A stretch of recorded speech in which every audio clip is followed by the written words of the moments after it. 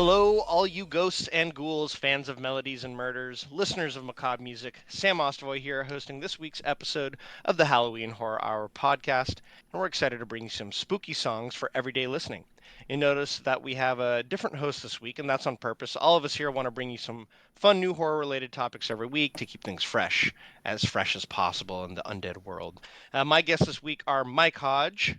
Hello, hello. You may know me better as Van Vidal from the Halloween Horror Hour.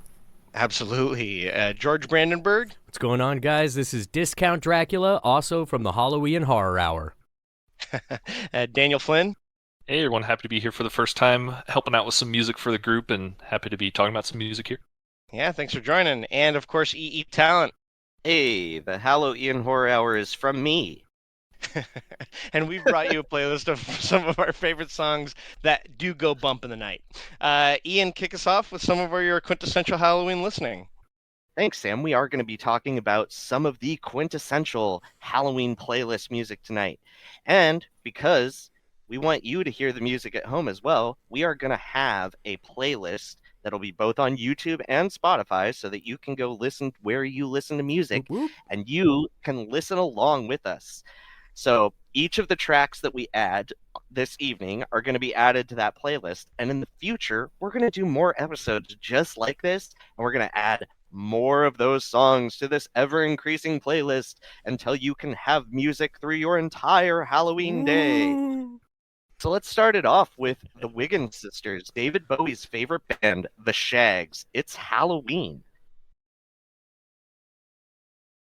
This song is the quintessential Halloween song. I don't know if you guys agree, but this is absolutely fantastic. It harkens to the 1960s Halloween trick-or-treating experience. All the dummies are made up and stuffed. All the ghosts and ghouls will be there. Even Dracula will be there. And it's time for fun, not just for one, but for everyone. It's Halloween. It's Halloween. Yeah. It's Halloween. It's Halloween. It's Halloween. Yeah. And, they've invented a new form of syncopated rhythm that, nobody A can... description. Yeah. Okay, fine. We have to be real. What do other people feel about the song? Because I've listened to this song so much that I only, it is the It sounds song like I mix put on sleeping when I pills feel with good. beer, I'll say that. Yeah, exactly. Like the first time I listened to this, you had sent it to me on a computer, and I was trying to close other tabs, figuring out where the drums were coming from. I love that the vocals being so out in their own dimension makes it very clear that they want you to hear every single word that is being said. Every one of them. To me, the Shags in general, though, the Shags are like the Tommy Wiseau of music. They're just a train Is that a wreck. compliment? You can't. Well, you have to take it the way you want to take Tommy Wiseau. Oh, that's fair. This is like there's the, or you could even call them the Plan 9 of music. They're just like they're so much a train wreck you can't look away. But then it has its own charm for being so disconnected from everything that is considered good in music. Yeah, And I can this definitely see where Bowie would like them. Yeah, this album, it is a favorite of Bowie's. Kurt Cobain of Nirvana was really into them. It's so divorced from the preconceived notions we have of music, because the dad was just like, rock bands are popular. I'm going to buy all of my daughter's instruments and we're going to record an album. And it's so interesting. But the fact that they have a Halloween song that calls out such specific things, I do think the lyrics of this song are an actual testament to the history of Halloween and why I love this holiday so much. Is just all the different cultural aspects that they included were just so on point. But I am biased. I love this song. I think it is the Halloween song. Recently I was in New Orleans and I had a bartender put this on at a bar, and it divided the room in half. And Because they all went for the different emergency exits? Or no, I'm just kidding. It's a fine, I couldn't resist. yeah. But man, it was like the people that like Halloween really love this song, and I am just so happy whenever I get to turn people on to it. I And had I'm never heard of surprised this it's one. not more well known. Yeah, no, Oh, that's really? I I'm- mean, I've heard it obviously because I know Ian in any sense, and we work on horror items together. So of course he's played it, and it's grown on me over time as being, as I introduced it to him and him talking about it, quintessentially Halloween because it's so like that off syncopation between the lyrics and the drums feels so like cognitively jarring that it feels like it's perfect for Halloween. You want Halloween to be spooky and weird and crazy and out there and controversial, I guess, and that's I what the should song feels like I to should me. say that While still feeling fun. I just should say that I was joking. I actually really do like the way it sounds, how it's sort of antiquated and haunting in its own way. It's very much of its time. I like to joke around it. I was really happy that you introduced me to this one. I never probably would have heard it before. yeah, and I've tried to like learn how to play this song, and like I'm a fairly decent guitar player. Like, I warm up by playing Mood for a Day by Steve Howe, the Yes song, but I cannot figure out how to play the song because it is so just the antithesis to like playing music. Nicely Part put. of what makes it work as a Halloween song, or just even a creepy, spooky song, is that it is so discordant that it just Love that word. there's no way that it sits well with you. It's like, and not apologies to you, Ian, but it really reminds me of the kind of thing that like Buffalo Bill would be listening to when he's not telling people to rub lotion on their skin. I think Ian might take that as a compliment. There you go. I'd fuck me. Do you guys? No, just a fun fact for you serial killer hounds out there. Dennis Nielsen, famous British serial killer, his favorite song was "Oh Superman." Are you guys familiar with that creepy, discordant track? Absolutely, and I'm going to bring Lori. Yep, we'll talk We'll about talk that about that on in a future episode. for We sure. can't forget "Oh Superman" and the connection to Dennis Oh. Nielsen. Laurie Anderson is just a great artist in general, but yeah, save that for later. Put a pin in it. Awesome. Well, on that note, I think actually, Mike Hodge, we're going to move on to you. Thanks for bringing some more songs to the list. What do you got going for us to listen to? Well, the first song, which I have, is Bela Lugosi's Dead. It's one of the quintessential early goth songs. And I picked it over something like Skinny Puppies, Stairs and Flowers, which I'll definitely include in a future playlist. But just because it's that early quintessential goth. And so I don't find it like the story I don't think is very horrifying, but it's just the mood of the music. It's just so, we're dead, we're dead, we're dead.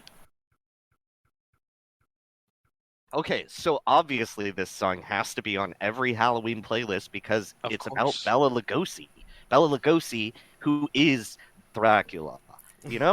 Like OG he is Dracula, and I should know. Yeah, I'm Discount. he is. Yeah, exactly, exactly. His long lost step cousin? Yeah, I don't know. no, straight son that he just absolutely does not want anything to do with. Yeah, lives in he's Pennsylvania. not the Got it. son of Dracula. He's the other son of Dracula. Yeah, I was the one that was really into Pokemon cards and gymnastics. He doesn't talk about me too much. Yeah. All right, so back to how do you say the name of this to band, Bill- by the way? Bauhaus. Bauhaus. Bauhaus. Thank you. Bauhaus. Bauhaus. Bela It's from- Lugosi's dead. It's from the Bauhaus art movement, which was from, I think, the 30s, 20s and 30s. Okay. Do we have a date? Like when I should find the dates of when this song is. Do you know from around This when was this song from is? 82. 82. Oh, the exact year. Yeah.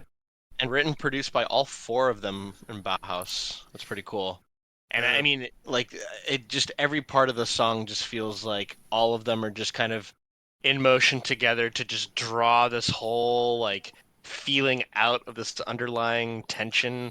I've really liked how like there's just it almost felt like a click track of the drums underneath, just but throughout 9.5 minutes of that. It's like the precursors of what would become like the little harder driving, not exactly sledge rock. I guess it's called A lot stoner of rock. dark wave. Whatever Caius is this feels like an early precursor to what that turns into. With Bauhaus, with, Susie and the Banshees and Sisters of Mercy and a lot of the, and The Cure, they really kind of morphed punk into goth. and of course goth split off into emo and whatnot.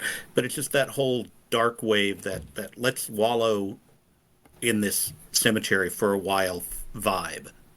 And it's just it's one of the songs where you played, and I have a variety of songs that I've played for people, especially back in the 1980s, and they would invariably say, "That's one of the scariest things I've ever heard."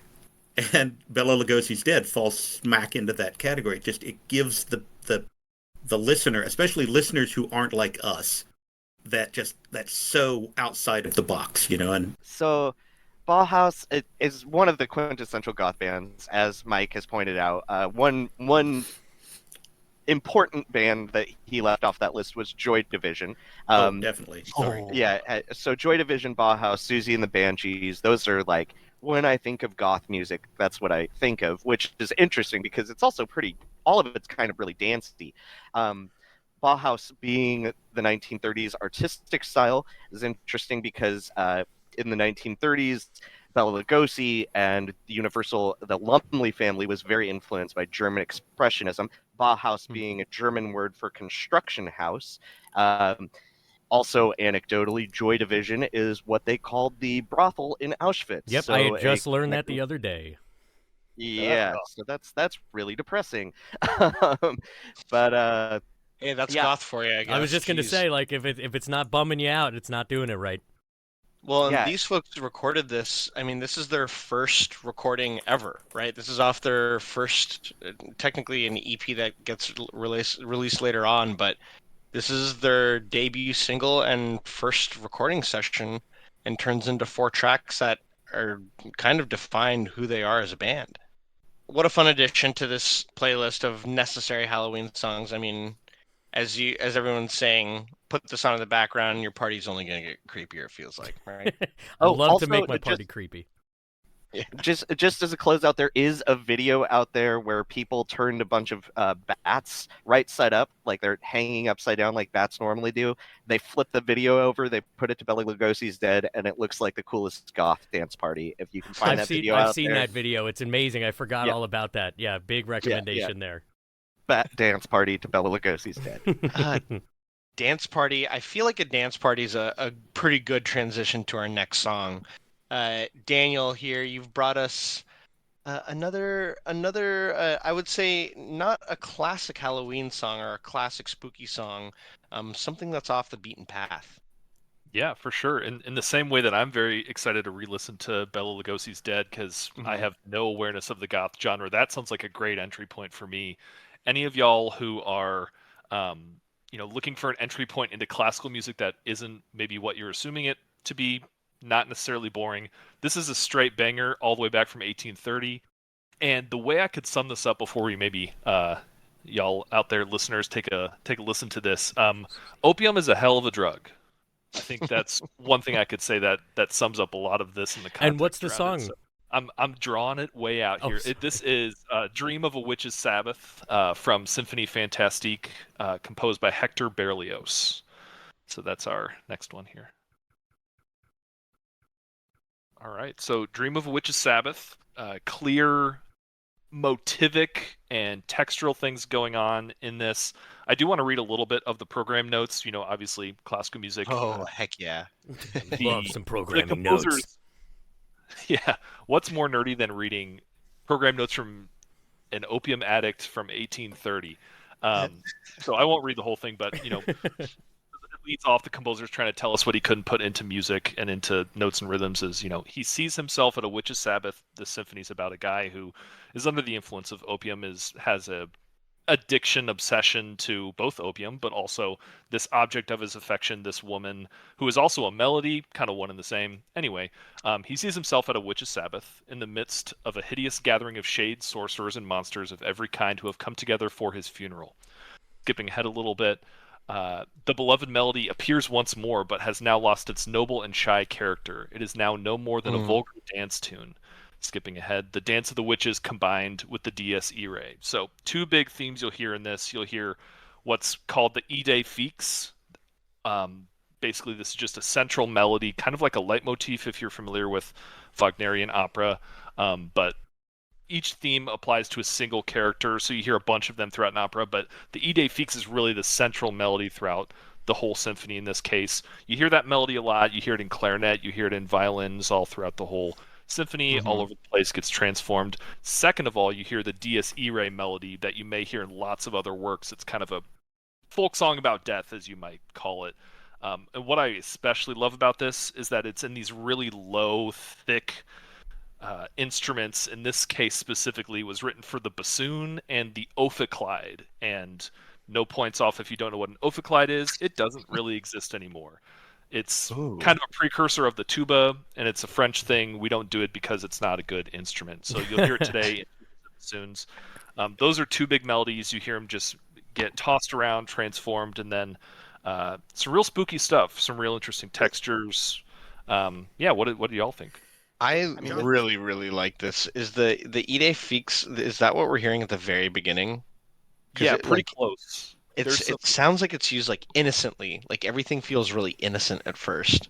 And by the end, listeners, I just told the guys, hey, hold on, I got to listen to the last 20 seconds again because it's just too good. By the end, it's just so cacophonous and so like just a triumphant ending in almost one of the worst ways because you can feel how it's not that melody is no longer being used for innocence.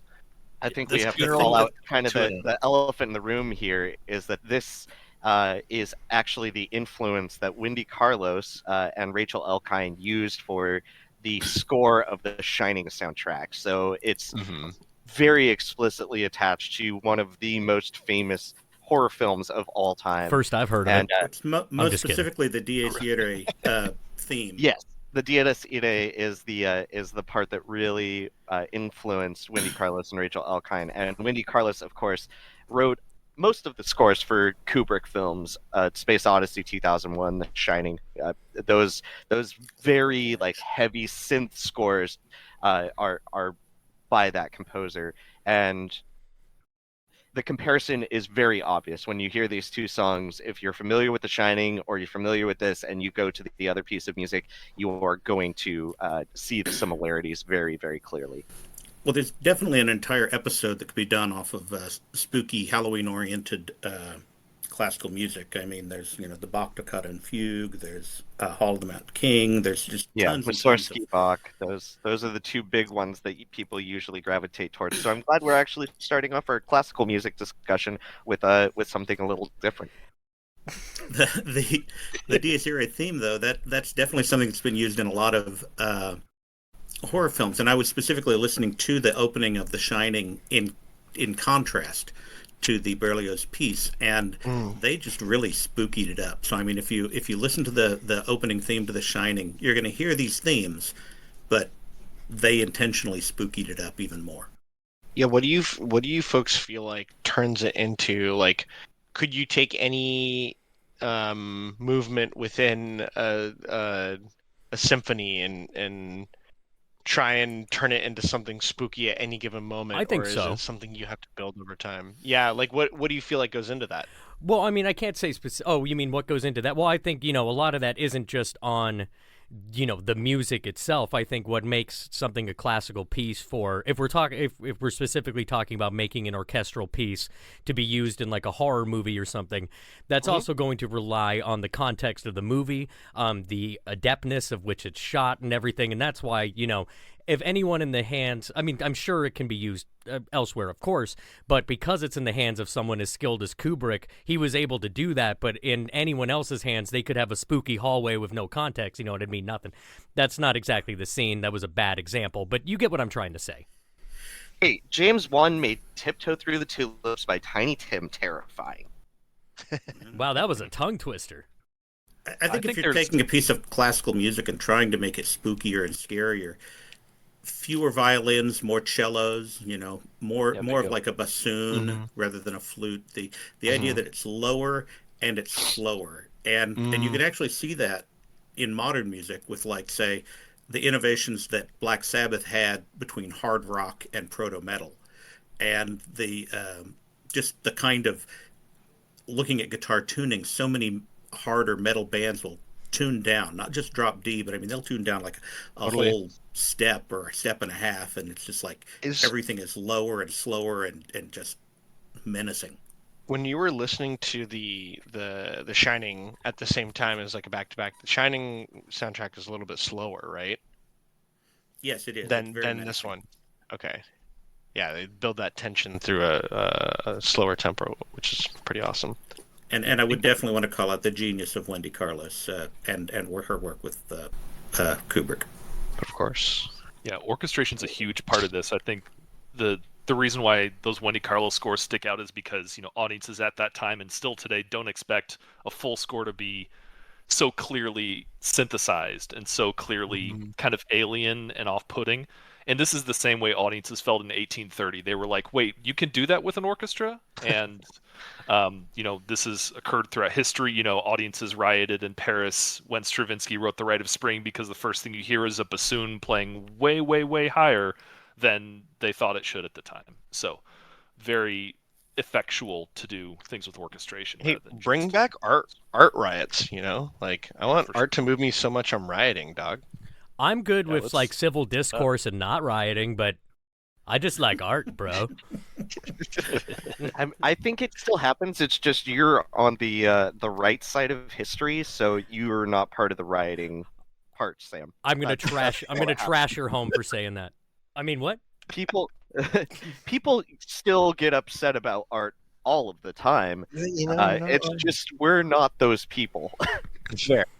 I think Sam was wanting more of a joyful riot, like say what happened in L.A. after the Dodgers won. Yeah, yeah. Where they Joyful. they shot all those pink Roman candles at people's cars. It was festive. Yeah, joyful. Well, speaking of festive, we're gonna move on to our Oh, next song. Yes, here. that was some heady stuff. George. Let's get stupid. Okay, so let's move on a complete 180, and let's hear "Scary," or let's talk about "Scary" by Megan Thee Stallion. Yeah. That is Miss Nasty. You guys listening don't know. A couple of our guys here just heard that for the first time, and I could not get them back to the booth. They were having too much fun popping those apple bottoms in their spookiest way. Have you guys ever heard theremin used so effectively in a rap song? I know it's Oh in a my lot of gosh. them. I can count on one hand the number of times I've heard theremin outside of my usual things I listen to, so that was a joy. You know, guys, I mean, count on one finger how many times I've heard it used in a rap beat. I listen to Carolina Hayek a lot, and she's a famous Austrian theremin player who covers Kate Bush songs. So I'm probably a bit of an outlier on this, but this is the first time I've heard it in a rap song, and I think this is the first time I've listened to that much of Megan Thee Stallion, and that was wonderful. I'm gonna have to check this out. Yo, that whole album. This is Megan. from her album Traumazine. And Mike, you were mentioning she has a song about mental health on there. I want to say a couple things about Megan Thee Stallion while I have you guys, but I'm trying to get the name of that song. Anxiety is the song by Megan Thee Stallion about bad bitches having bad days too. You got to listen to it. I think she's just like, as a lot of people who already listen to her know, she's been a pioneer in the rap space overall for quite a long time, and has had to deal with like quite a lot of misogyny in the game. So anytime her music is fantastic. So anytime I see her pop out with some real stuff, Which it's pretty awesome. that's the Especially lyric in Scary. the song. Every time she pop out, it gets scary for you hoes. That's the message here, guys. Yup. Don't pop out on Megan Thee Stallion because it'll get scary for you hoes, not her. You hoes. Yeah. That this song was definitely much more of a Halloween song. A lot of the symbolism in it. For sure. Red bottoms on my feet, Bloody Mary on my toes. But Thick thighed nightmare. Yeah. the thing that I find funny is that the scariest song she's put out, normal people who don't listen to music with intent, is WAP. That just scared the heck out of a large portion of society. It did. They The took it idea as a of- sign that what's the world coming to when WAP's on our radio. But I mean, not to get too far away from this song, but I mean, the idea that Megan Thee Stallion is such a staunch supporter of women's empowerment and the idea that women's sexuality is valid. Yeah, And, love that. Thank you you. can listen to tons of rap songs that are men doing all sorts of things. I think you hear it a little bit in the Tech Nine song, that it's men doing things to women in a way that our society's like, oh yeah, fine. But Megan Thee Stallion, she's going to flip that. She's going to put it right in your face and wiggle it around. That was great, Mike. I really appreciate your input on that. For me personally, I also appreciate that she is on the side of the nerds. She's big into cosplay. She does conventions and things like that. And as you guys might have seen in the chat, I showed her 2025 Halloween costume. Ian, I feel like on the top of your head, you would know the name of that gremlin from that movie that she's dressed. It's Greta. Greta, It's yep. Greta. Knew it. Yeah. Didn't even have to think. Immediate. Well, I don't have too much to say on the history of that song or Megan Thee Stallion. I'm just, I'm so glad that you guys feel the same way as me. That she's one of the queens. I love her. What else can you say? Overall, great and a great listen. Definitely a great addition to any spooky playlist. Well, She's gonna scare you when you go to those playlists. Happy to be introduced to this song. Say my name like Always- Candyman, and bitch, you know I'm there. Yeah. Good segue. Amazing. Yeah, fantastic segue. Ian, you've got our next spooky song. Yeah. What do we got So listening? I pulled in a straight banger of a song. This is "Chariot of the Pumpkins" by John Carpenter and Alan Howarth from Halloween 3: Season of the Witch. So, Halloween 3: Season of the Witch is the second best Halloween movie. I often say that there are only two good Halloween movies and only one of them has Michael Myers in it. I take that back a little bit these days, but for a long time that is how I felt. Season of the Witch H2O is is his of course. favorite. You know what? I am actually a huge apologist for Rob Zombie's Halloween 2. I think that, and I like Halloween Ends more than Halloween or Halloween Kills in the 2018 David Gordon Green trilogy. But this song is, I believe, the last time John Carpenter was working on the score for any of these movies because he was totally out of the Halloween game by the time Michael Myers returned in Halloween 4. John Carpenter, of course, wrote the scores for a lot of his films. He still performs a lot of his music, puts out a lot of lost themes, and this is just his synthy style. And him and Alan Howarth really created a banger for that just really builds the intensity of this movie about a killer Halloween mask company. Yeah, I just love it so much. There's a lot of context I could talk about. We will eventually talk about the Halloween score, I'm sure, because we'll talk more about John Carpenter every time we do one of these, I imagine. But what do you all think? Yeah, Ian, it's actually not the Chariot of Pumpkins. It's Chariots of Pumpkins. Right, it's the sequel of the Multiples. sequels. Plural of plurals. Chariots of Pumpkins, the streets. No. I mean, you can't get more of a Super fun. quintessential soundtrack for Right? that sound. Exactly. It's Unless you very go back much, to Halloween 1, but yeah. we were discussing while we were listening, and the lasers come in, and just it's so. Daniel, you were saying it's like so bad it's good. It's authentically under realized in the best kind of 80s way. I just love it. It definitely reminds me of what was probably an inspiration, the Chariots of Fire music. That's kind of like almost how it sounds like, but then they put it in like the minor, so it's like instead of dun dun dun dun dun, it's dun dun dun dun dun dun. Like it brings you down a notch. But I mean, I really do like a lot of John Carpenter's theme work. I'm particular to the theme for Escape from New York, which I just love that whole movie. But and also a very little known John Carpenter piece. It's more of a country and western thing. Benson, Arizona, that he did for Dark Star, his first directorial movie. But no, he's a great musician, great themes. It is kind of creepy, but kind of cheesy, which I think really fits into the Halloween 3 vibe. Cheesy in the best way. Ian, do you feel like this kind of song is pervasive to other like movies or other media outside of just this IP? Does it influence a lot of things? I mean, I think John Carpenter overall as a composer really influenced a lot of filmmakers. even if you are watching the Halloween Horror Hour, we have a score that was written by Kyle from Sonyphone Records, and much of that is heavily influenced by John Carpenter. If you watch our end credits on that show, you'll hear that score. And Stranger Things, like the opening credits for Stranger Things, pretty much everything Kyle Dixon does. There's a whole genre of music called horror synthwave, Cluster Buster, those kinds of groups, all heavily influenced by what John Carpenter did with his films, Big Trouble in Little China, The Thing, which he partnered with Ennio Morricone on, Prince of Darkness, this, and eventually we'll talk about the original score from the 1978 Halloween. Just heavily influenced all of what we think of as that 80s nostalgia that is popping up in films. Ty West's House of the Devil, all of those scores are really trying to capture this vibe. Well, I'm sure we'll have more to speak on John Carpenter when we do an entire episode in the future on him. Just a reminder to everyone to listen to some of our upcoming episodes where we'll actually deep dive not only on these fun playlists, but even into major composers in the horror genre, or even some major artists that we feel like align to a lot of what we listen to in terms of horror. And that's actually my segue into more of these artists, these creepy bands that we like to listen to. Mike Hodge, you've got another one for us. Yes, this time we have the Cramps with TV Set.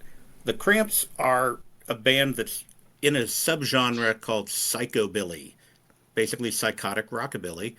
They live, Lux Interior, the lead singer, and Poison Ivy, they live Halloween every day. But it's not normal Halloween. They live a 1950s, 1960s Halloween every day. And this song, it's there are other songs on this list that are similar, but it's definitely a view of a story from a psychotic mindset. This takes me back to my days growing up in mosh pits and underground punk clubs and stuff like that. I took so many elbows to the face before I hit 18 to music just like this in some like public area's basement. What a creepy song. Thanks, Mike. Where do you pull that from? Do you listen to Cramps pretty often? I actually own several Cramps albums and saw them live in 1991. Where'd you see them?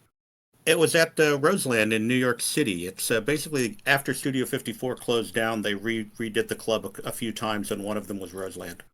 Was it specifically rock focused, punk focused, or anything like the Cramps are? They did a ton of rock and punk shows there, yeah. And Nice. I saw a couple of bands there, but yeah, no. In fact, I think I might have been where I saw Skinny Puppy a few months later. If we have any Alaskan listeners, there was a club in Anchorage called Millennium where a band like the Cramps would have absolutely gone by. We got lots of acts like that, and I'll bring up that place and we talk about the Misfits as well. But same kind of underground club energy. I keep picturing all those elbows and knees I took to the face in those mosh pits. It just always takes me back. There's such a unique correlation between the edgier surf music and horror, and I think this extends to like punk and horror as well. And the Cramps are like the cross point of that.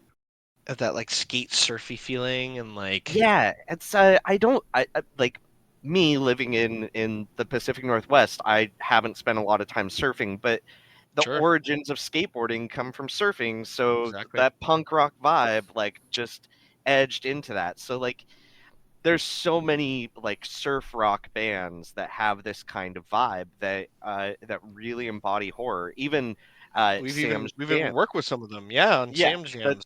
the Destroyers. You Love can see their music video for Bats Forever on the Halloween Horror Hour. But even just the intro part where Sam is playing the drums, Oh yeah. that is a Destroyers song. So, but I love the Cramps. The Cramps have so many amazing songs, and TV Set, man, this is a vicious song. Decapitating somebody and putting their head in the TV set, using their eyeballs as the dials. Such a just Yeah, classic but doing Clamp it style. but doing it in the beach song way, so it's fun. Yeah, so it's all Yeah. groovy, man. Yeah, exactly. Y'all talking about the use of the drums here, like, just got me thinking about, like, there's so many stylistic choices of how you can play the drums, of course, but like, hmm there's, I feel like this area, this punk genre, this psychobilly genre, which I'm learning about for the first time, which is very exciting. But like, there's such a wide range of like what I call like cymbal discipline. Like, you've got drummers who are always on cymbals, they multiple crash cymbals, hi hat all the time, ride cymbal. But then you have drummers like this, which stick to floor toms, they stick Just to the bass tom. drums. And that allows so many things to shine, like the creepy lyrics of this that might otherwise be washed out by the cymbals. And so like, I'm always influenced and inspired by punk drummers because they do the most when it comes to treating the drum set as a total instrument. But there's so many different approaches to do so. That's a really good point. Like, I especially love how it was so simple because it was just the tom, right? It was just something really basic, but it let everything else shine through, and they held such a clean beat at the same time. Another psychobilly or rockabilly psychobilly act that I think is not entirely Halloween every day, but definitely dips into that is the Reverend Horton Heat. Oh, absolutely. Just They're so good. Yeah, we'll bring up the Halloween dance on a future episode, I'm sure. well, I You're mean, writing all this down, writing this down. but there and yeah, I definitely have a lot of Horton Heat albums too. So, but Fantastic. the Cramps are great. They're just Halloween every day. I mean, the people who want to live Halloween every day, they just need to look at the Cramps. They did it. Totally agree. Now that's going to move us to our next artist. Not someone who lived Halloween every day, but lived his own, I would say his own truth, right, Daniel? Every single day. Kind of said a big F you to to all of big music and did his own thing. What do we got next? Yes, certainly a singular artist in a lot of ways, Frank Zappa. So And excited the song to hear you talk about him. Yeah, it's one of my favorites for sure. And the song I'm bringing here is "I'm the Slime," which is actually a great segue from the last song we listened to, TV Set, because "I'm the Slime" is all about, at the time the song was written, about role of media and especially TV in indoctrinating and influencing people. And Frank Zappa died in the 90s without even getting to see kind of the next level that we've gotten to with social media and now AI. So I think listening to this one, I think for me I get something new from it every time in terms of social commentary, but it's also really freaking great. I'm grooving out to it right now. And this song is just unbelievable, one of Frank Zappa's best. Yeah, let's get into it. I Am the Slime, Frank Zappa and the Mothers. Oh, I love Frank Zappa. Every time I hear that man. Yeah, man, I need to learn more about Zappa. I've always been curious, but I never know where to start. So moments like this, songs like this, that's really helpful. That's definitely going in my rotation. Thank you, man. This is Yeah, definitely I'm going to be an always just- artist we talk at more in depth about in the future. That's for sure. Sorry, Mike. He's Turn on my always notes. wanting. No, his whole thing is like you listen to him and he's always kind of got that middle finger to the establishment going. Love it. In just about everything I listen to Frank Zappa. Yeah, he stayed so truthful to that throughout his whole life. And I'm looking around on my bookshelf right now to find the biography about him that, if I remember correctly, was kind of his preferred telling of his life. I don't have it handy, but we'll figure it out. But yeah, a couple fun facts about this one. I want to call out a couple of the lyrics that are just really creepy, fit the theme well, but also make you think. Quote, "For I am destined to rule and regulate you. I may be vile and pernicious, but you can't look away." There's this spot where it says, "And eat the garbage that I feed you until the day that we don't need you, and you will do as you are told until the rights to you are sold," in a world where, our social media platforms have basically taught us that if you're not paying for something, you're the product. We've all, in some way, sold the rights to our attention to the highest bidder. There's a lot of lessons here that He would be so upset in today's age. He'd be so upset to see today's. Oh, I'm so happy he progression didn't live of to see capitalism. what's happening right now. I mean, yeah. Time and place is one thing for a generational talent, and I think he was in the right time and place and got out at a good time, I'd say.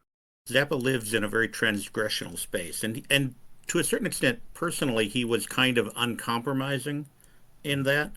But my own personal Zappa story Who doesn't have a personal Zappa story? I was calling up a radio station, and I think it was the '80s, early '80s, and I was requesting Frank Zappa, and the DJ was like, "Oh man, I'm sorry, I can't play Frank Zappa." And they're like, "What?" It's like, "Yeah, this guy named Joel in Chicago, he's banned Frank Zappa from our station." And it's like, it's just corporate radio, just hated Zappa. Oh, dude, I worked in radio a long time. I got stories like that for days, which we don't need to get into that now. But so many times, man, it's a horror show, and the whole business is gone now. So joke's on them. Yeah, there's a lot to say about even after Frank's passing, his family very protective of his work, which those of you who are not familiar stretched across from this kind of hard rock blues that started with the Mothers of Invention, through his solo work, which became more experimental, through a lot of his orchestral work that strayed somewhat into jazz. So but going back to his family, the Zappa Family Trust is heavily lawyered and heavily powerful. It's very hard to arrange their music. It's very hard to transcribe their music. And I think for good reason, I think Frank had a sole vision of what a lot of this should look like. At the same time, the other bit about this is that he treated his people really well. He hired great musicians. He recognized their talent, and did the I guess you could call it the chorus of this. Kind of the answer to the question that the song mentions in the first half. What is the slime? It's your TV set. During that whole section where it's saying "I'm the slime" over and over again, you're actually hearing Tina Turner and the Ikettes there. This was their studio that they recorded in, and Zappa was told by Ike Turner, "Hey, you can only pay them $25 because I'm in charge of Tina Turner and the Ikettes," but he paid them $25 plus an hourly rate. So Frank did right by them at a time when Tina Turner didn't have that autonomy that she later was able to realize for herself. That's a cool story. What a badass. And so groovy. To be able to make such, I think, I don't know why, but it feels like in the general zeitgeist, Zappa's seen as this guy who's like, you can't really listen to his music. It doesn't really make sense. Like, it's Zappa, right? It's a perfect voice of someone who doesn't appreciate Frank Zappa. Exactly. What's going on with these guitars? He doesn't know what's going on, exactly. He Well, drops not in and the he's racism. funky as hell. Not the He's... racism and sexism, but Zappa's kind of like H.P. Lovecraft. H.P. Lovecraft can be hard to read, but he has influenced so many people that produce things that people find easy. That's a good comparison. Now, listening to this song, it's like, oh, there's like some little kind of lyrical jumping around that da da da da da da that Zappa will use in a lot of songs, and I don't know if it's some kind of just thing that he liked to hear, so he put it in a lot, but it's just I was recognizing little pieces of Zappa that even if I had never heard the song, I'd listen to it and go, oh, Zappa. Oh, really? Yeah. There's absolutely a hallmark of his compositional style. Like, he'll write some really esoteric stuff, but then he'll write something that's real quippy and small and suddenly very melodic and very tonal. It's really interesting to me that's as salient to you as I think it is to me too.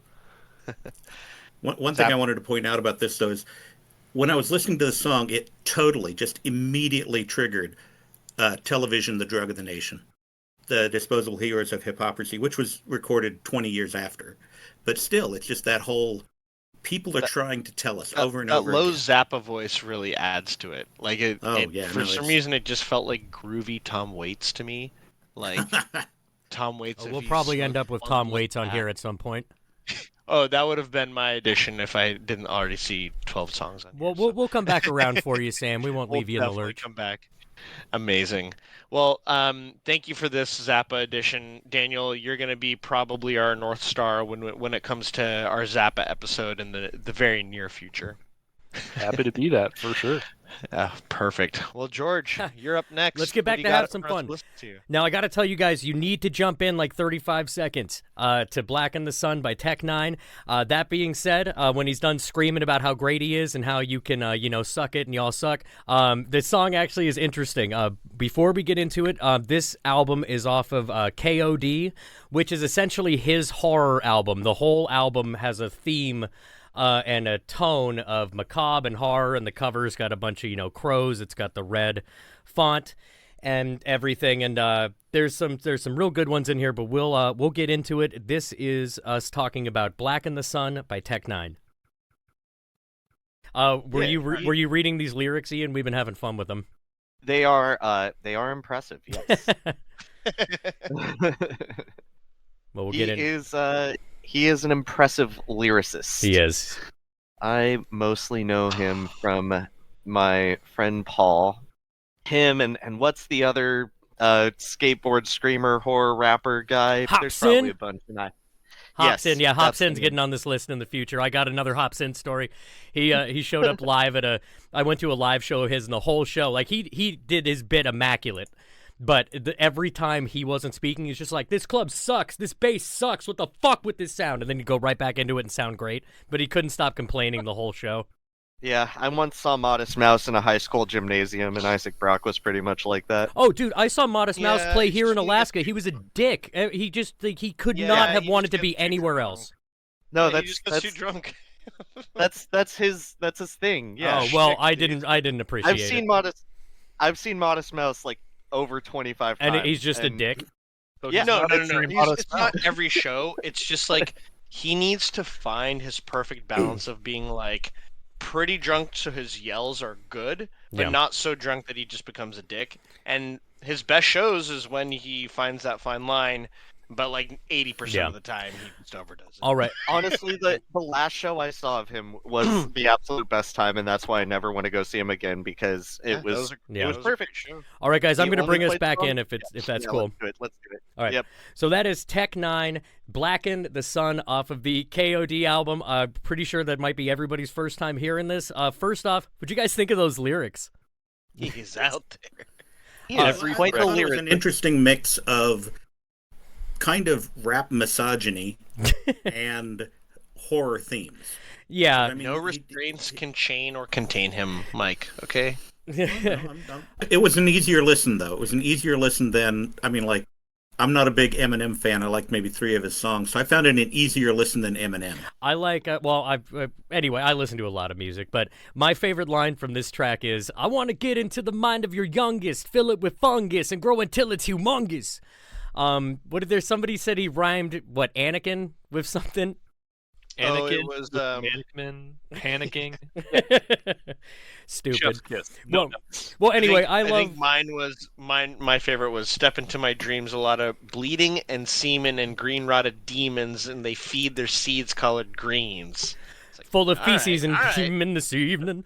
Yeah, and that this guy singing on that track is his longtime collaborator Chris Calico. He's got this beautiful voice, but he does a lot of really strong work on the album KOD, which again is Tech Nine's like horror album. There's still a couple party anthems on there. It's still Tech Nine, but in general, I remember this one just driving around in my old PT Cruiser in 2008, first year of college. Got this CD at a Best Buy. Good old days, man.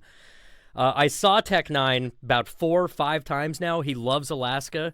And the last time I saw him, I got to meet him and Chris Calico, and I got to tell them that they were both incendiary demons of might and strength. And they seemed to like that very much. I mean, if you're making albums like this, that's just a straight up compliment. Yep. Agreed. I would take that as a compliment for sure. Say, I need more people to tell me that. But not too much else I can say on Tech Nine horror. Anyway, just moving on. I'm just having some fun with this playlist. So, love it. who's up next, Sam? I love it. I love it. We have Ian here with I think our 4th and it might be final song with Halloween in it. for Nope, the- I got one coming at the end. No, Oh, you do? there's still one more. There's still one more. I missed it. But let's This- talk yes. about this one. Yeah. So next up, we've got Susie and the Banshees, Halloween.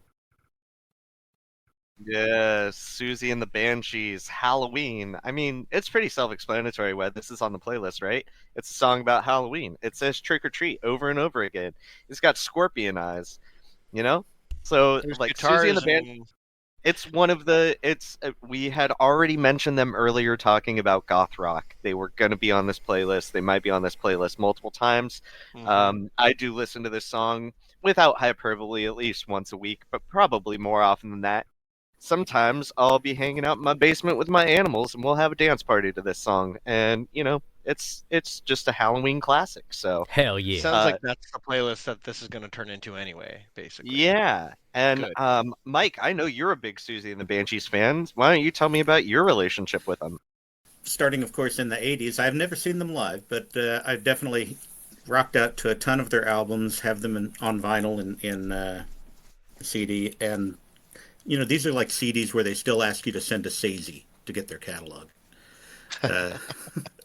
But no, I love this song. It has the Susie and the Banshees have kind of this discordant chord structure that, and they just they layer the sounds so well that it's great to dance to.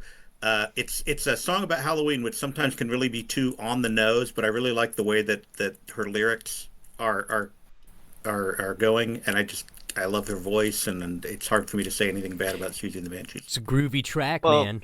I mean, they were from London, so they were around that. And Geffen, I believe Geffen kind of had a lot of the same people that were on the Island record. So there was a big Jamaican influence on a lot of that punk music that was happening at that time, like the Slits, Yeah, like and the the Smiths Clash.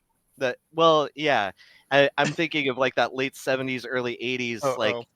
Yeah, so you have the Slits, you have the Clash, you have this, so that kind of upstroke, very common in British punk rock at the time. So that kind of sound was all Almost over the place. skanking, like kind of Yeah, attempting yeah, to it proto ska. Yeah. It's funny how a lot of those British bands, as you were mentioning, like all at the same time, were like, wait, this is great. We're all gonna sound, and it kind of influenced punk, but then they brought it into kind of their own like abstracted version of it. Right, Love all and of so Island Records was the record label that had a bunch of the reggae artists on it. So that. Mhm. a lot of the people producing the reggae albums were the same people producing the punk albums, and Got that's where it. that influence comes over. That kind of offbeat upstroke. Did not know that lineage. That makes so much sense. And having been in a does high make school sense. ska band, like Yeah. this is the moment that I never quite got. You know what? That's something I regret is that I can't say, having been in a high school ska band, I missed out on some things there. Oh boy. Ska sounds is like a great great in time. its own right, but I think it's kind of anti-scary in some way. Yeah, It's like Pretty it's true. like ska during the apocalypse is, man, there's the apocalypse, but I've got this horn. That's pretty scary to me, man. Oh, Ska good. is the sound. Party at Ground Zero, man. It's the end of the Ska world, is but that the guy's sound got a of it. horn. Ska is the sound of a 12-year-old getting mozzarella sticks. Like, But no, I can definitely see where this version of punk proto goth kind of also had an offshoot that led into ska. But no, it's a Absolutely. great song. I love it. absolutely, just an Awesome absolute influence. classic. And it is the second of three songs we're talking about today that have Halloween in the title, and there are plenty more that aren't even on this playlist yet. But stick I'm around, sure and we'll they will speak be. to them in the future. Definitely. Absolutely. Awesome. All right, and next up we have Mike. The Toadies. The And Toadies. Yeah, this is a classic track.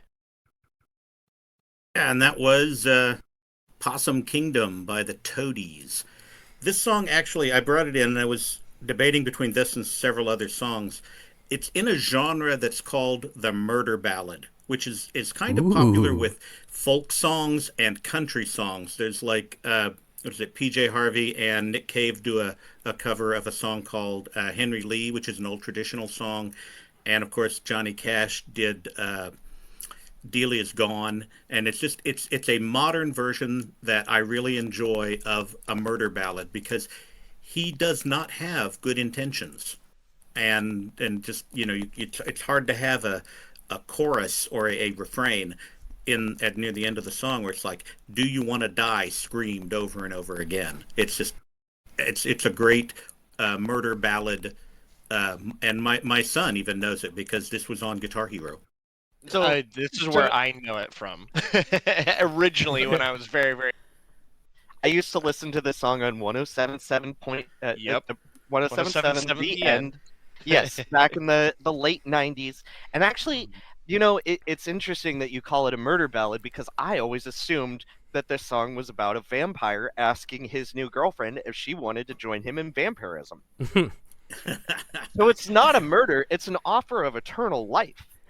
Is I think that might always be a how little I more interpret the song. Don't Do you Fear guys- the Reaper version. Do you guys feel like this is like basically the beginning of post grunge? Because like Toadies are definitely, in my mind, a grunge band, but this song is like moving away from that. Like it's what, like 94, 95, 94 that this comes out. Yeah, I would say it definitely is the end of grunge. I would say that the Smashing Pumpkins were really the start of post grunge. Mm-hmm. But yes, the Toadies are definitely in that vein as well. I mean, Moving on they're to still that. they're still dressed like grunge folks, but yeah, But no, the more this is- ballad, like the whole murder ballad of it all, makes it very. Yeah. I love how melodic it is. Like it's so good. You mentioned it playing on. I- Oh, please continue. Yeah, I promise you, I will treat you well, my sweet angel. So help me, Jesus. Yeah, like he's gonna turn her into a vampire. That's Yeah, that's you will always stay, how you will I've stay interpreted as this. beautiful. Right? That's so Yeah, you will interesting. I stay never as thought young, about you will it. stay as beautiful. You will stay as young. You will stay as beautiful. Yeah, like Didn't want to scare her. I'm not a monster. I just want to make you a more. You mentioned it played on the Go radio. back to the music. Oh no, please Yeah. continue. Continue. No, I'm saying if you go back to the music video, I think they definitely don't take it in that direction. Sure. It's almost more like the song that happens before TV set.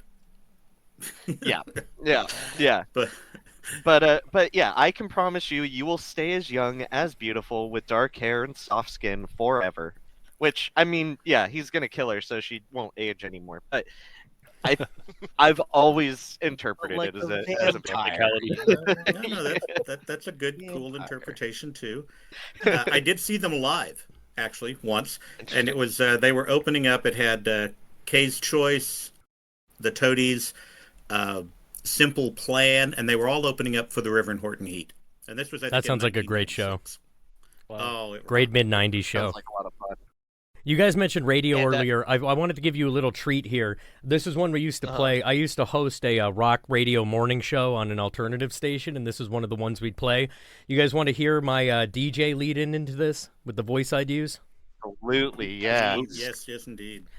All right, that was No One Knows by Queens of the Stone Age. You're kicking it here with me, Spinard Joe, and I'm going to give you a classic right now. That's right, this is the Toadies with Possum Kingdom. You're tuned in to 94.7 KZND.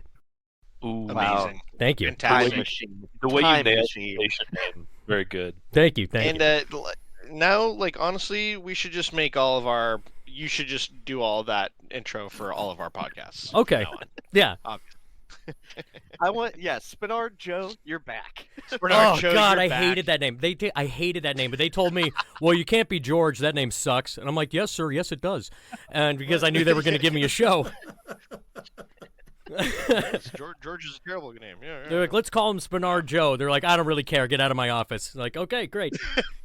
That's not a bad name, you know. Yeah. Bernard Joe. It's a street here in Anchorage. It makes me sound like a prostitute if you lived out here. But yeah, if you don't know, you don't know. Oh, fantastic. Well, Possum Kingdom, thanks, Mike, for bringing a classic up for us. We're going to move on here. Daniel, your last song with another classic band who evokes a lot of feelings from the 90s. Yeah, from radio stations to Radiohead. This one I'm bringing is Exit Music for a Film. Not technically very spooky or Halloween themed or, in that sort of genre, but specifically I want to talk about timbre with this one. So let's leave some time for folks to listen to it, and then we'll get into it. The thing I love about Exit Music is that the ending is transcendent. It's so great. You get all the elements together. You get Tom York's voice just going for it 100%. You get these choral synth pads in the background, these kind of real-ish sounding voices, but you can tell they're not real. You've got the distorted and sustained bass going on, followed right away by, just way stripped down acoustic guitar, Tom York sounding extra pained. Like, all that's great, but the fact that we get there so gradually, like, you just feel like this momentum throughout the whole song, and that just makes the climax just hit so hard, and I just get chills every time. couple that with the story behind the song. This song was originally written to be in Baz Luhrmann's 1996 Romeo and Juliet remake, or his take on Romeo and Juliet. Best adaptation, in my opinion. Yeah, it's a banger. I remember watching this one and the 1960 whatever one in high school English class, and there's like full-on breasts in the 1968 one, I think. So that was awkward, but yeah, the interesting parallel between this one and the Bond theme for Spectre that Radiohead wrote. Both of them, they just didn't do them on time, and so they're either not in the movie, or in this case, Exit Music is in the credits of Romeo and Juliet. 100% forgot that Radiohead did the Spectre theme. Yeah, and Hated that one's movie. phenomenal. The movie, yeah, not so good. But The song's fine, but great. woof on Spectre. Big pass. Also, the song was used to great effect in the Shut Up and Dance episode of Black Mirror, which is one of the best, with the troll face reveal. Just so many good ways to use the song in so many ways. But yeah, I think the timbre, and I've talked about orchestration earlier in this episode, but it just makes such a huge difference when you get each distinct piece of what makes Radiohead special all just locking in. Yeah, here. I think there's no one that sounds like Tom York. It's phenomenal. That's a really good point. I hadn't thought about, because I've never tried to introduce someone to Radiohead. That's not one I'm you got to hear Radiohead, because I wouldn't know where to start. But this isn't a terrible introduction. Now that you mention that, I know I know the Radiohead has a complex relationship with their big first hit, Creep. Yeah, but the whole idea. And I think the thing that really makes Creep work, and the thing that makes this work, is just York's voice embodies pain and angst. It is just I can't find a voice that just without, I don't know if he's trying hard, but man, he just really hits that. And it's just everything that he can hit in this, and the way that the rest of the band, the way the orchestration of the music just builds. For me, this is not really a Halloween song, or even too creepy of a song. I call this song a real life horror, because the story of basically someone escaping from that situation, and whether they actually make it or not is really kind of unknown. But just the idea that the story is in some ways too real. That's a really I like that interpretation, because it's not, this isn't a song meant or made for Halloween or anything like that. Especially being in the outro music, right? It's meant for us to think about, and Radiohead's always kind of been like that.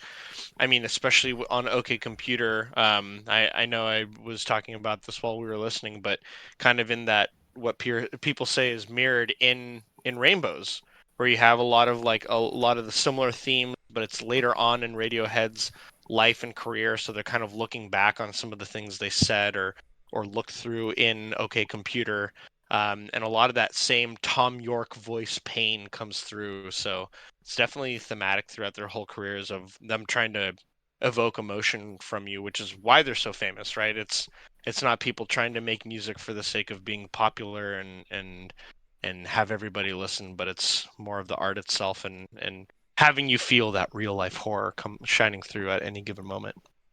I will call out that Tom York does have ties to a lot of very explicit horror later in his career. Most notably, I will call out the 2018 soundtrack for Suspiria, the Luca Guadagnino reinterpretation of the Dario Argento giallo about witches running a dance school. So frustrated by that movie on Blu-ray, by the way. There is no Spanish language option on the Blu-ray. I have it. You have to listen to it in English. It's your only option. I love that movie. I absolutely adore that remake. I just went on a rant. It just reinterprets what happened, the context of which the original movie was made is then reinterpreted into how it's not even a remake, it's a complete reinterpretation of making a film about witches running a dance school in 70s Berlin. And Tilda Swinton plays 3 different characters in it, and she's absolutely fantastic. And it's the only time I like Dakota Johnson on screen, but it also has Mia Goth, and Just an absolutely amazing cast. And there are only 3 men in the entire movie. Well, 4, but one of them is actually played by Tilda Swinton, so it's not actually a man. And they have 0 lines, and it's an amazing film. I highly recommend it. Passes the Bechdel. Other than and then the reason you're mentioning that is because Tom York actually composed the entirety of that soundtrack, not just involved, but composed the whole thing. And just looking at it right now, it's a haunting score. It's so good. It will come up on future episodes. So that main song, Suspirium, was actually nominated for Best Song Written for Visual Media for a Grammy. That's how fantastic it was. I'll have to go back and listen. I do want to give a quick defense of Dakota Johnson. Ben and Kate wasn't a bad show. That's all I got. Well, not a very strong defense, and we are moving on. Excellent. Radiohead's great. Radiohead's great. We love Radiohead. We do love Radiohead. Tom York, who hurt you? Yeah. Anyway. All right. And last but certainly not least, let's my get silly. flub from the beginning, our last Halloween-specific related theme. We're talking the Misfits, baby. It's Halloween, Halloween. I love this song. I love this band, but whenever I think of the Misfits, comes right into my head, the dead cats hanging from poles. I remember Halloween. Oh, man. Such a good... I mean, this is the go-to Halloween song. It's been covered by AFI. It's been covered by our friends Party of Darkness, who you can check out their music video over on their YouTube channel. But those are the good people down at the Dark Hour Haunted House in Plano that I just had the pleasure of meeting over Halloween. And this is still Danzig era Misfits. But you can't talk about the Misfits without talking about that logo. And that logo is the Crimson Ghost. Wow. The Crimson Ghost is one of the original Universal monsters, man. And it is so iconic. And the Misfits are, like the Cramps, like Maester Chups, like Party of Darkness. They are Halloween every day. And, this is just Jingle Bells of Halloween. The Jingle Bells of Halloween. I love that. Yeah, it is. If the Monster Mash is Silent Night, this is Jingle Bells. Exactly. Because not everyone Silent Night's cool, but not everyone listens to it all the time. You definitely listen to Jingle Bells all the time. It's been turned into other versions of Jingle Bells and Jingle Bell Rock. This is that song. You know what? Is that song. We should just talk about how friggin' metal Mariah Carey is. Let's just get on the Christmas music. Forget the Misfits, guys. Hey, it's not Black Friday yet. It's not Black Friday at the time of this recording, okay? This is song is so iconic.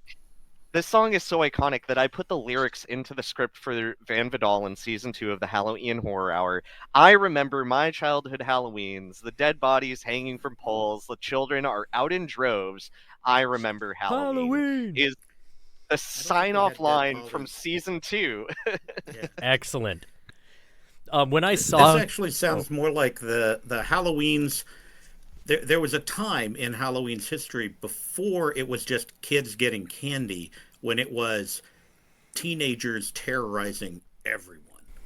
And I think this actually harkens back more to that kind of Halloween, when it was a little more purged than party. And I'm not sure when people are going to be listening to this, but you probably know that by now the tables are flipped, and now all adults spend all Halloween terrorizing teenagers. I don't know if that's still relevant at the time of you listening to this. The best part of the year, the best time of the year, right? Yeah.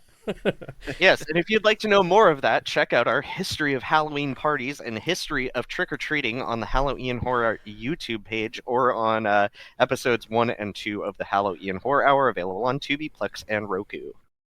Thank you. That's an excellent plug. I do want to say one quick thing on our way out the door, since we mentioned Halloween and silly teenagers and the Misfits.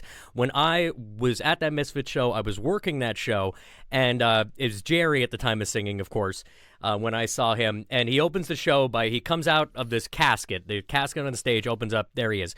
And so at the end of the show, I was loading his casket back into his truck. It's like the middle of the night. It's snowing outside. It's in Alaska.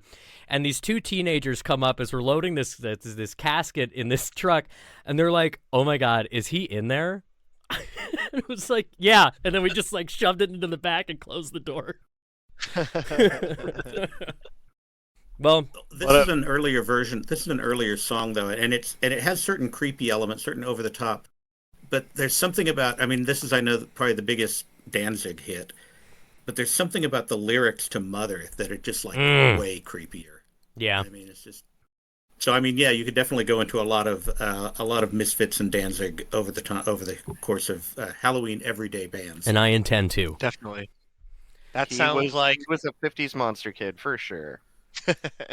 I mean, I feel like we're definitely going to talk about Danzig in the future, probably pre-leaving the Misfits and afterward. Maybe in we'll have a future whole episodes, for history of Danzig on the show. Just stick around and find out. Oh yeah, so we can talk about his movie Death Strider in the House of the Last Vampire, starring Devon Sawa. I'm never not talking about what you just said. Yeah, Actually, I'm you always can- interested in that thing. You can check out Halloween is Forever podcast, where I was a guest and we talked about that terrible movie. Hey, that does sound good. We should do some plugs. I'll do that instead of watching the movie. Perfect. Well, everyone here, George, Daniel, Mike, Ian, thank you all for joining today. A lot of fun. And thank you to you listeners and our audience for joining us for yet another week of the Halloween podcast. This has been episode 1 of Sam's Jams on our podcast itself. In the future, all of us here and many more will join to showcase our favorite Halloween or horror related songs, and we will always continue adding to that playlist. Thank you all for joining for this week. We're gonna Yes, see you and next- make sure to hit subscribe on whatever podcatcher you're listening to. Rate us, review us. Head on over to the Halloween Horror Hour Patreon. Become a member of the Graveyard Gang, where you can do watch-alongs. You can join our Discord, where you get access to cast and crew. Make sure to check out the show on Tubi, Roku, Plex, YouTube, or Channel 28 if you're in the Seattle Whoop, area. whoop. And you can follow us on the socials: Blue Sky, Instagram, Halloweens, those places. We love to see you there. We love horror. We have such shorts to show you. Have a great one, guys. Ooh.